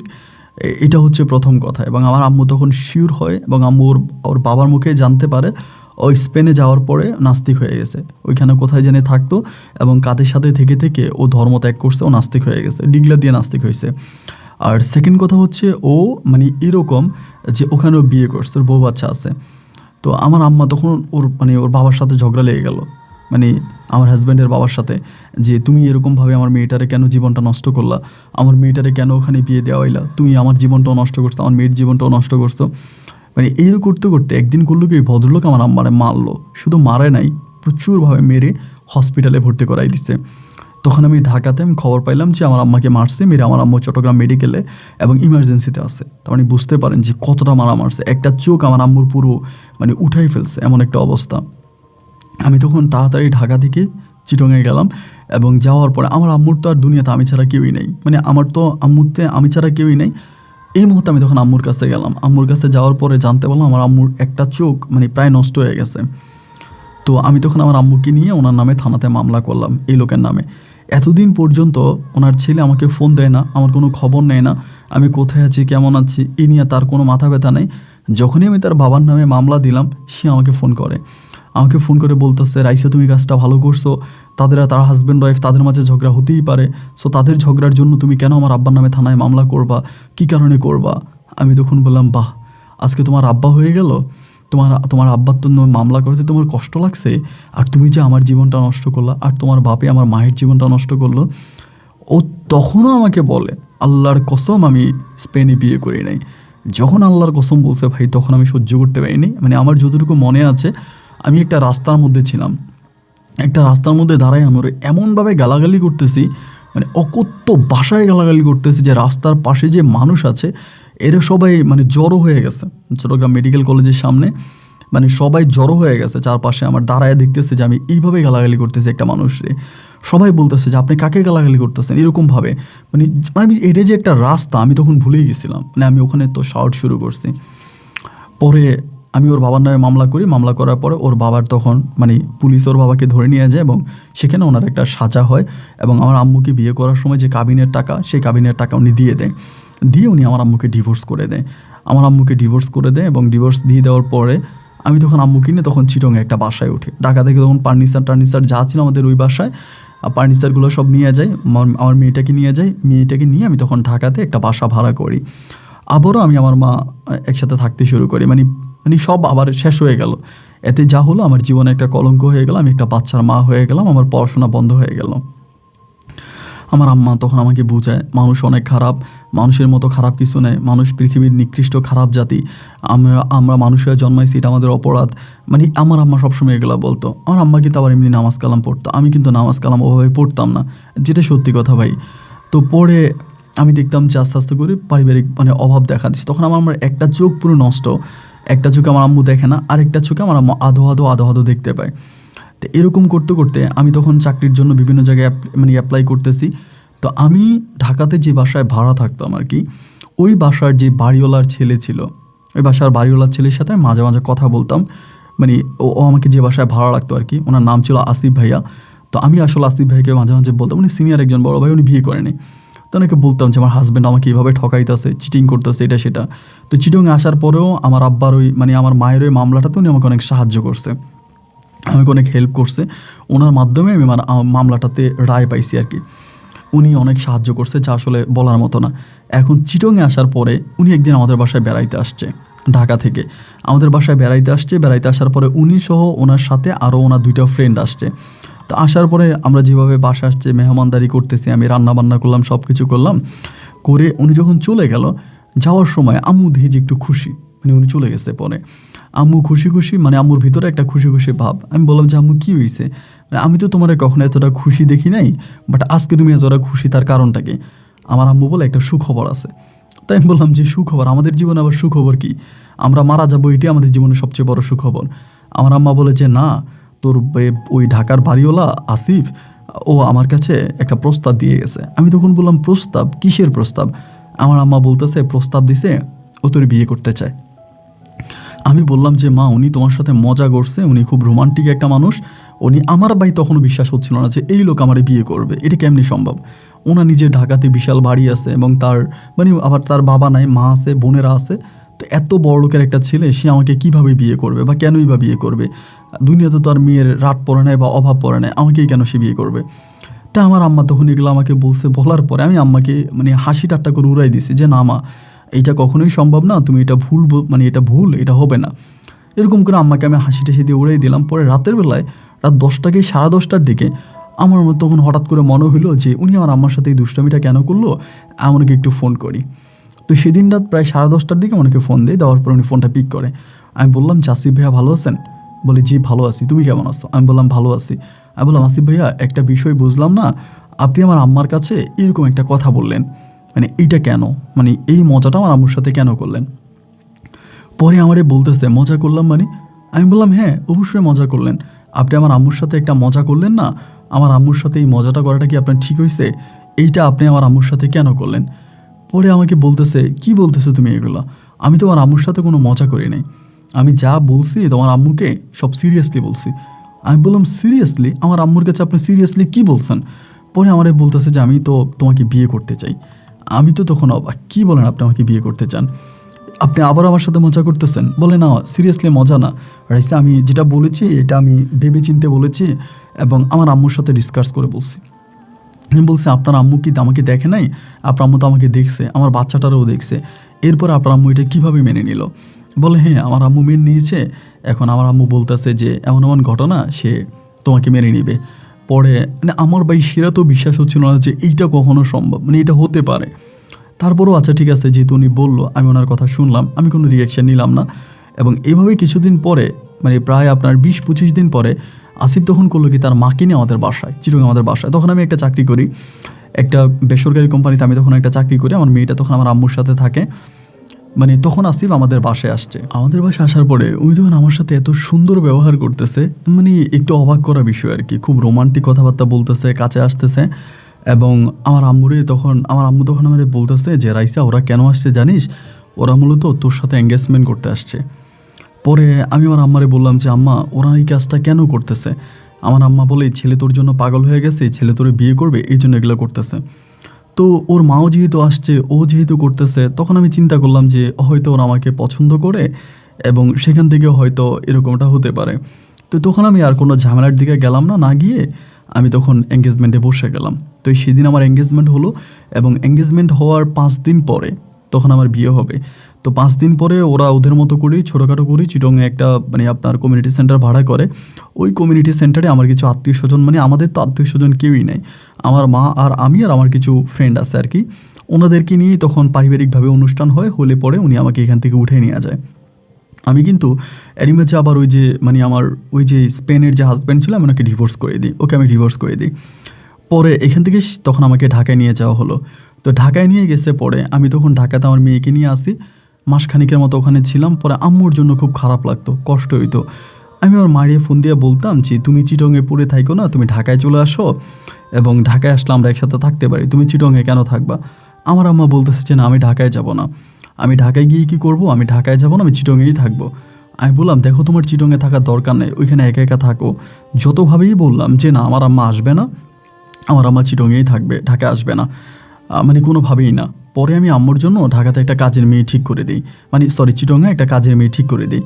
একটা কাজের মেয়ে ঠিক করে দিলাম, যে কাজের মেয়েটা যদি থাকে আমার আম্মুর খাওয়া দাওয়া রান্না বান্না থেকে শুরু করে ওই সমস্ত কিছুগুলো মেয়েটা একটু দেখতে পাবে, এতে আমার আম্মার একটু হলেও হেল্প হবে। যার কারণে আমি তখন আম্মুর জন্য ঢাকা মানে চিটংয়ে একটা কাজের মেয়ে ঠিক করে দিলাম। কাজের মেয়ে বলে একটা কাজের মহিলা আর কি, আপনার প্রায় 30 বছরের মতো হবে ওনার বয়স। ওই মহিলাটাকে ঠিক করে দিলাম এবং বললাম যে আমি আপনাকে মাসে মাসে বেতন দিব। তো এইরকম করে ধরেন অনেকগুলো দিন কেটে গেছে। মহিলাটাকে আমি মাঝে মাঝে ফোন দিতাম ঢাকা থেকে, যে আন্টি আমার মা ঠিক আছে কিনা, আমার মায়ের শরীর ঠিক আছে কিনা। তো উনি আমাকে সবসময় এরকম খোঁজ খবর দিত। এভাবে প্রায় আপনার 8 থেকে 9 মাসের মতো কাটে। আমি ঢাকাতে যাকে বিয়ে করি আসিফের থেকে আমার কিন্তু কোনো বাচ্চা কাচ্চা হয়নি, আমার কোনো বেবি হয়নি। আমি ওই ওনাকে তখন জানাই, মানে আমাদের বাসার যে কাজের মহিলাটা ছিল চিটংয়ে, আমি ওনার সাথে কথাবার্তা বলতে বলতে একদিনই মহিলাটা আমাকে বলতেছে যে তিনি আমাদের বাসায় চাকরি করবে না। হঠাৎ করে আমাকে বলতেছে। আমি বললাম আপনি আমাদের বাসায় চাকরি করবেন না, তার কারণ কি, মানে কী কারণ? বলে আপনার মায়ের চরিত্র ভালো না। আমাকে ডাইরেক্ট বলতেছে এইভাবেই। আমি বললাম কি আমার মায়ের চরিত্র ভালো না? আপনি হুটহাট করে গেলে কী বলতে চাচ্ছেন?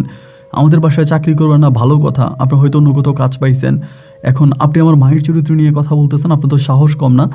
বলে আমার সাহস কম না, তোমার মা খারাপ মহিলা, এই বুড়ো বয়স উনি এসব করে বেড়ায়। আমি বললাম বুড়ো বয়স উনি কী করে?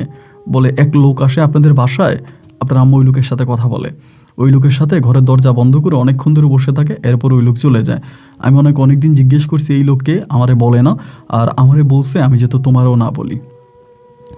আমি বললাম আমাদের বাসায় এরকম আননোন কোনো পার্সন আসবে, আমার আম্মা দরজা বন্ধ করে ওই লোকের সাথে কথা বলবে, এটা তো হতে পারে না। আমি আমার আম্মাকে যতটুকু চিনি, আমার আম্মা তো এই টাইপের মানুষ না। আর আরেক কথা হচ্ছে আমাদের তো তেমন কোনো আত্মীয় স্বজন নেই, আমাদের কোনো রিলেটিভ নেই, কেউই নেই হিসাব করলে। তাহলে আমার আম্মু কার সাথে কথা বলে, ওই পার্সনটা কে? আমি তখন বুঝতে পারতেছিলাম না। পরে আমি আমার আম্মুকে আবার ডিরেক্ট জিজ্ঞাসা করি না, জিজ্ঞেস করলে তো আম্মু হয়তো মাইন্ড করতে পারে, যে আমি কাজের মহিলার কথা শুনে আম্মুকে জিজ্ঞেস করলাম, আম্মু তো মাইন্ড করবে। তা আমি আর আম্মুকে ডিরেক্টলি জিজ্ঞেস করি না। এভাবে বেশ কয়েকদিন কেটে গেল।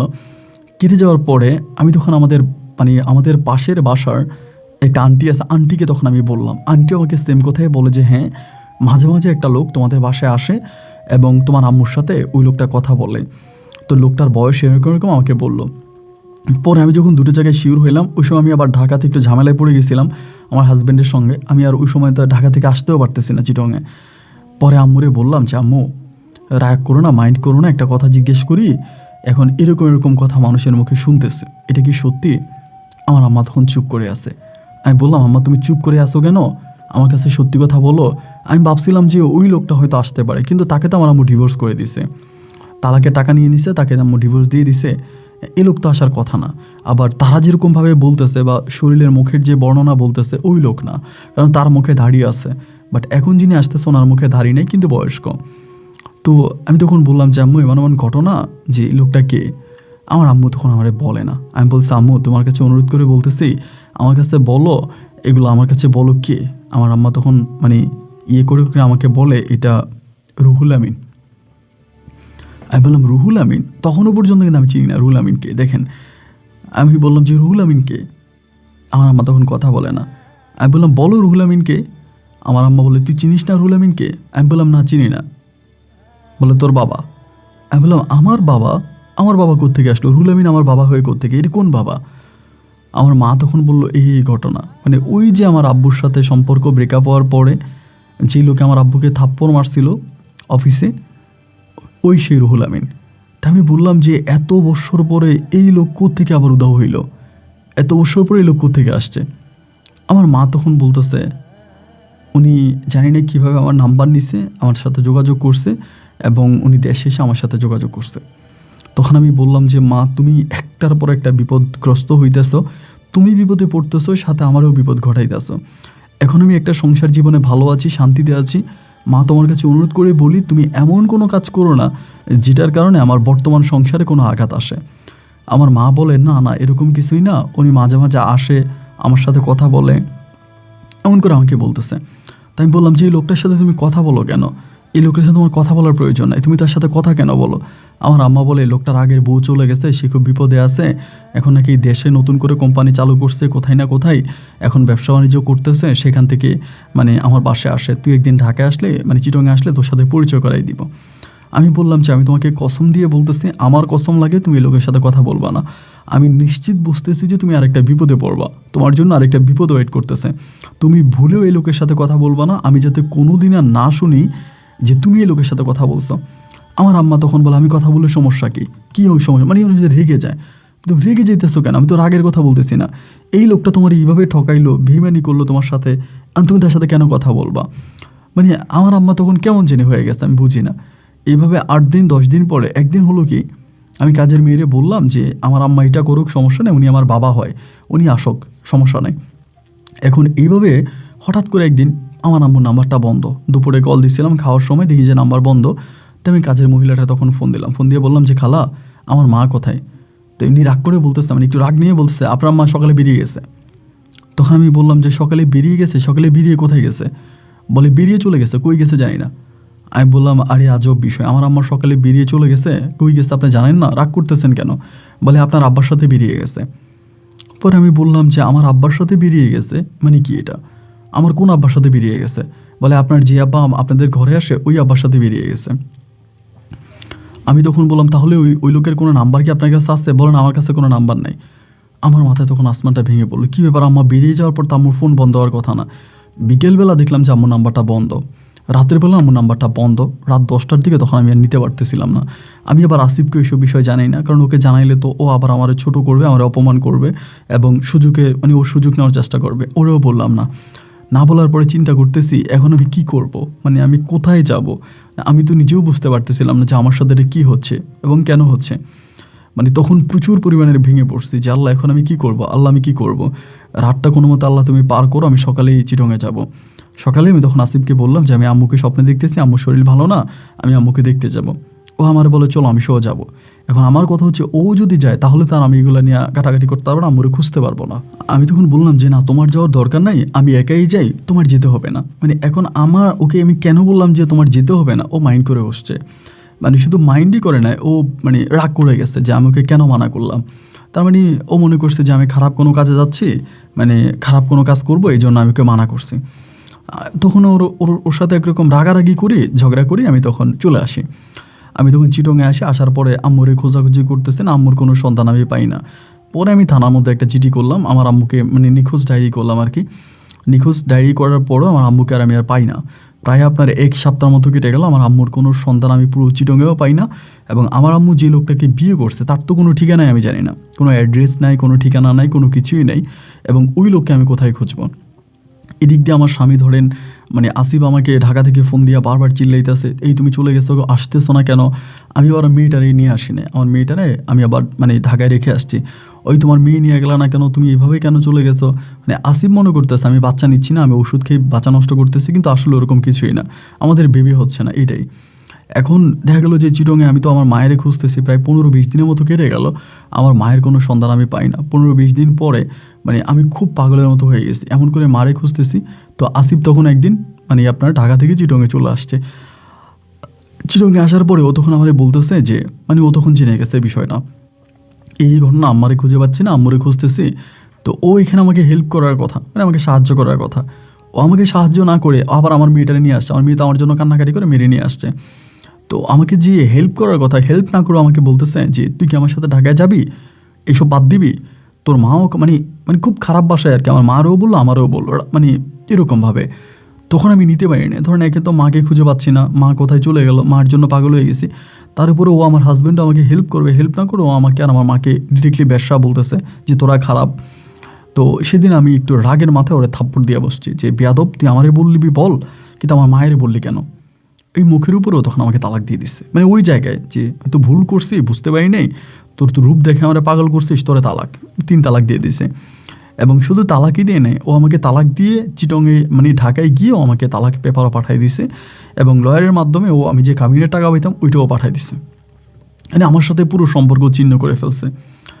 পরে মেয়েটা বড় হইতেছে আর আমি তো মারে খুঁজে পাই না, তখন ও যে আমাকে কাবিনের টাকাটা দিল ওইটা দিয়ে আমি মোটামুটি চলতেছে, ওই সময় আমার কাছে চলার মতো কোনো টাকা নাই।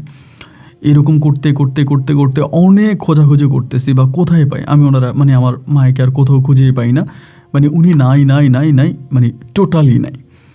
না থাকার পরে শেষ পর্যন্ত আমি তখন এই ভদ্রলোকের নাম্বারটা ম্যানেজ করলাম, মানে যিনি মানে রুহুল আমিনের নাম্বারটা ম্যানেজ করলাম, ওনার একটা ফোন নাম্বার পাইলাম, যে কোনো মাধ্যমে হোক ওইটা বলতে চাই না, একটা গোয়েন্দা সংস্থার মাধ্যমে নাম্বারটা পাইছি। নাম্বারটা পাওয়ার পরে ওই নাম্বারে একদিন আমি কল দিছিলাম, তখন আপনার প্রায় রাত্র 12টা কি 12:30 মতো বাজে। আমি নাম্বারটা পাইছিও কিন্তু ওই দিনে মানে ওই রাতেই পাইছে নাম্বারটা পাওয়ার কিছুক্ষণ পরে ফোন দিছে। ফোন দেওয়ার পরে ফোনটা রিসিভ করছে, রিসিভ করে আমি যখন হ্যালো বললাম, ও তখন আমার বলতেছে কি মানে আমাকে ফোন দিতে তো লেট করলা কেন, আমি তো তোমার ফোনের অপেক্ষায় বসে আছি। মানে ডাইরেক্ট কীভাবে বলে যে আমি তো তোমার ফোনের অপেক্ষায় বসে আছি, তুমি আমার ফোন দিতে লেট করলা কেন। আমি তখন অবাক হয়ে গেলাম, কি ব্যাপার, এ আমাকে কথা বলতেছে মানে কি, এ কি আমাকে চিনে নাকি। পরে আমি বললাম যে আমার ফোনের অপেক্ষায় বসেছিলেন মানে, বলে বাড়ি বসে থাকবো না, আমার কত দিনের সাধনা তুমি, তোমার ফোনের অপেক্ষা আমি করবো না, তুমি তো আমার 1000 জনমের সাধনা। আমি তখন বুঝে গেলাম যে লোকটা মূলত আমি ভেবে না অন্য কেউ ভেবে কথা বলে। তা আমি কথা বলতেছি না, উনি আমাকেও তখন বলে স্নেহা স্নেহা কথা বলো। যখন 2বার স্নেহা নামটা বলছে তখন আমি বুঝতে পারলাম যে রাইট, উনি স্নেহা নামের কারো ফোনের অপেক্ষায় ছিল এবং উনি মনে করতেছে যে আমি সেই স্নেহা। তখন আমি আমার ওনার স্নেহা নামের সাথে মিলিয়ে কথা বলতেছি। তো কথা বলতেছি বলতে তুমি কখন আসবা, আমি তোমার সাথে দেখা করব, কথা বলবো। তো আমি তখন ওনার সাথে তাল মিলিয়ে কথা বলে যাচ্ছি। রাতে কথা বলে আমি বললাম যে ঠিক আছে এখন রেখে দিই, আমার তো ভালো লাগতেছে না, আমি আপনার সাথে পরে কথা বলবো। এই বলে আমি তখন ফোনটা কেটে দিলাম।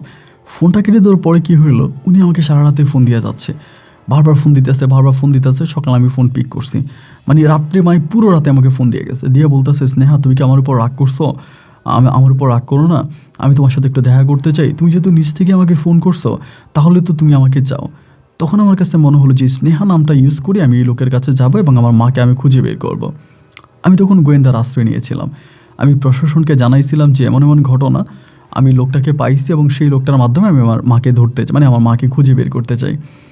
পরে এটা কিন্তু আমার মা হারিয়ে যাওয়ার এটা প্রায় 7 থেকে 8 মাস পরের কথা কিন্তু আমি বলতেছি। এই 7-8 মাস কিন্তু আমি পুরো চিরঙ্গে একাই যুদ্ধ করতেছি, একাই ফাইট করতেছি, আমার মারে কিন্তু আমি পাই নাই। এই 7-8 মাস পরে জাস্ট এই লোকের নাম্বারটা পাই এবং সে বিভিন্ন কাজ করে যেগুলো আসলে আমি এখন বলতে চাই না, যাই হোক দেশের করে। যাই হোক লাস্ট পর্যন্ত হইল কি, আমি তখন গোয়েন্দার আশ্রয় নিলাম। গোয়েন্দার আশ্রয় নেওয়ার পরে আমি তখন গোয়েন্দা সংস্থার মাধ্যমে ওনারে ধরছি বলতে একটা রেস্টুরেন্টে দেখা করতে গেছি, উনি ওই রেস্টুরেন্টে দেখা করতে আসছে, উনি স্নেহা ভেবে আমার সাথে দেখা করতে আসছে। আসার পরে রেস্টুরেন্টে ঢুকলাম এবং পুলিশ আমাকে সহযোগিতা করেছে, ওখানে পুলিশ ওনাকে ধরে ফেলে ওই জায়গার মধ্যে, ওনাকে ধরে নিয়ে যাওয়ার পর রিমান্ড মঞ্জুর করে এবং রিমান্ডে দেওয়ার পরে জানতে পারি যে আমার আম্মা মারা গেছে।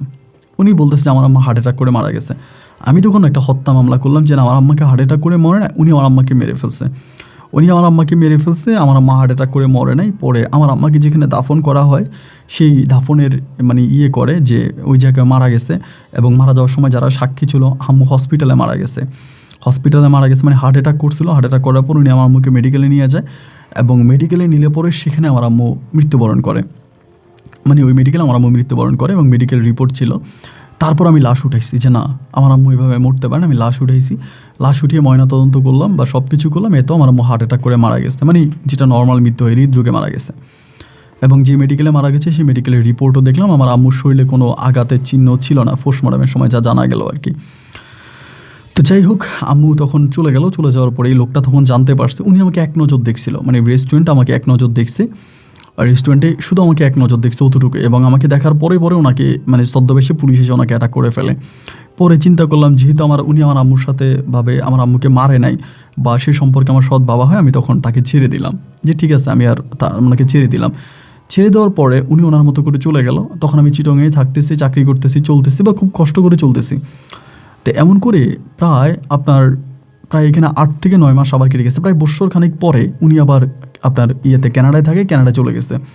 কানাডা যাওয়ার পরে 8 থেকে 9 মাস পরে উনি আমাকে একদিন ফোন করছে। ফোন করে আমাকে বলে, রাইসা তুমি অনেক বড় হয়ে গেছো, এখন তুমি অনেক বড় হয়ে গেছো, তুমি তো অনেক ভালো আছো, তোমার তো কোনো সমস্যা নাই, এখন তুমি তো সবই ঠিক আছে, আমি তোমার আম্মুকে হত্যা করি নাই, এই সে মানে আমার সাথে কথা বলে। কথা বলতে বলতে উনি একটা সময় আমাকে প্রস্তাব করে যে রাইসা আমি তোমাকে মানে কানাডা নিয়ে আসতে চাই, তুমি তোমার মেয়ে সহ কানাডায় চলে আসো।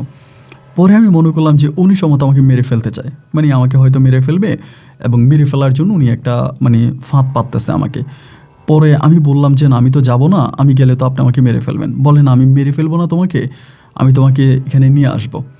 তো কিভাবে আনবো? আমি বললাম যে আপনি আমাকে কীভাবে নেবেন? বলে আমি তো তোমাকে ওভাবে আনতে পারবো না, মানে ওনার কানাডার অবস্থা ওনার ভালো না। তো শেষ পর্যন্ত উনি আমারে বললো যে তুমি যদি প্রস্তাব দাও আমি দেশে গিয়ে তোমাকে বিয়ে করে আনবো।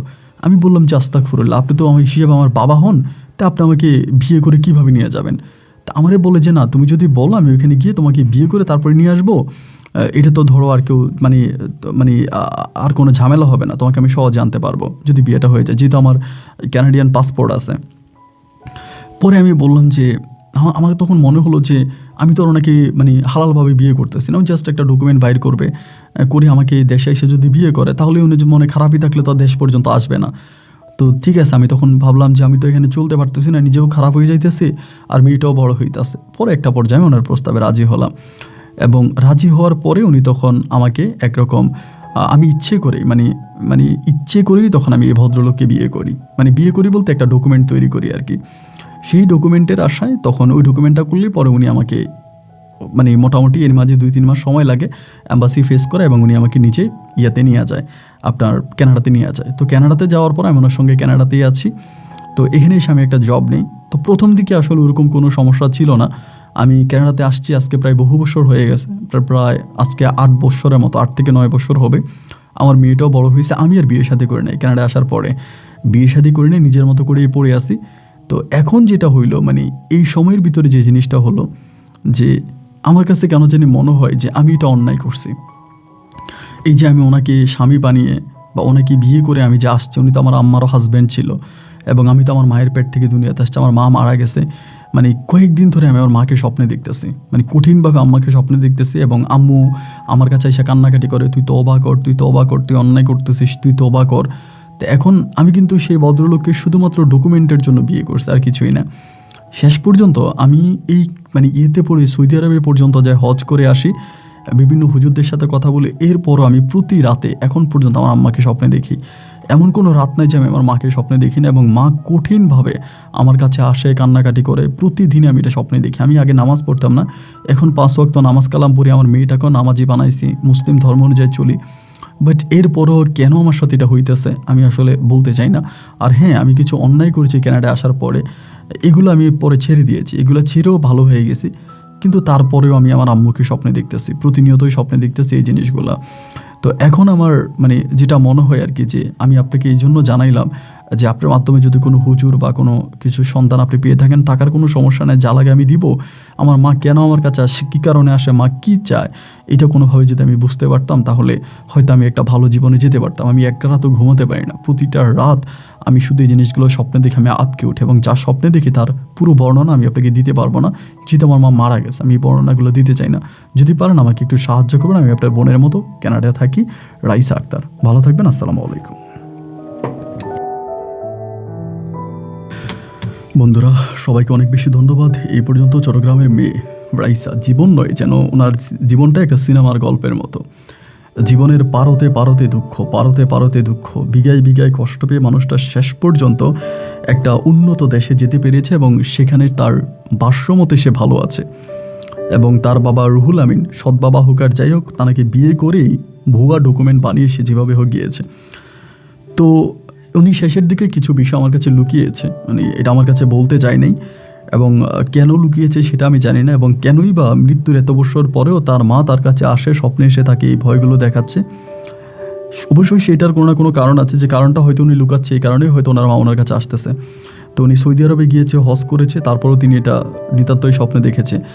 তো আমি জানি না, আসলে আমি তো কোনো হুজুর না বা আমি কোনো খোনার কবিরাজ, এরকম কিছুই না, আমি জানি না। তবে আমি আল্লাহর কাছে দোয়া আছে আল্লাহ যেন ওনাকে ভালো করে বা উনি যেন ভালোভাবে বাঁচতে পারে। আমি আপনাদেরকে গল্পটা শুনিয়েছি শুধু এই কারণে যে গল্প থেকে আপনারা সতর্ক হন, একটা মেয়ের জীবন কতটা ভয়ানক হতে পারে। শেষ পর্যন্ত হয়তো তার মায়ের দোয়ায় বা যেভাবে হোক রাইসা একটা উন্নত জীবনে গিয়েছে, কিন্তু সেখানে গিয়েও রাইসা কিন্তু শান্তিতে নেই। এখনও প্রতিটা রাতে সে চিৎকার করে ঘুম থেকে উঠে কাঁদে। ওনার মেয়ে রাহিমা আক্তারের জন্য দোয়া চেয়েছে, সবাই রাহিমার জন্য দোয়া করবেন। এবং সে অনেক সাহায্য করে। আমাকে বললো যে আমার কোন ভিডিওর মাধ্যমে নাকি, যেটা উনি ইমেলে বললো, আমার কোন ভিডিওর মাধ্যমে কোন লোককে নাকি উনি সাহায্য করেছে, তাকে নাকি সৌদি আরবে পাঠাইছে। কোন গল্পের ঠিকানাটা আমাকে দিয়েছিল, সে ভদ্রলোক আমার কাছে স্টোরি বলেছে, ওই লোককে তিনি সৌদি আরবে পাঠাইছে তার সম্পূর্ণ অর্থায়নে, এবং বাংলাদেশের বিভিন্ন ট্রাস্টে সে দান করে থাকে। এই জন্য সে দোয়া চেয়েছে, আপনারা সবার জন্য দোয়া করবেন। বন্ধুরা, আজ এখানেই বিদায়। আপনারা নিজেদের মতো করে রাইসার জন্য একটা মন্তব্য কমেন্ট বক্সে লিখবেন। আর হ্যাঁ, যারা হঠাৎ করে গ্রামের বাড়িতে এই গ্রামের আয়োজন দেখতে চান এবং কেন সেই আয়োজন ঘটলো তা জানতে চাইলে আপনারা এখানে এখনই ভিডিওটা দেখা যাবে, এখান থেকে ভিডিওটা পুরোটা দেখে নেবেন। একটা গ্রামের রোমাঞ্চকর ভিডিও যা আপনার মনকে শীতল করে দিবে। আল্লাহ হাফেজ এন্ড আসসালামু আলাইকুম।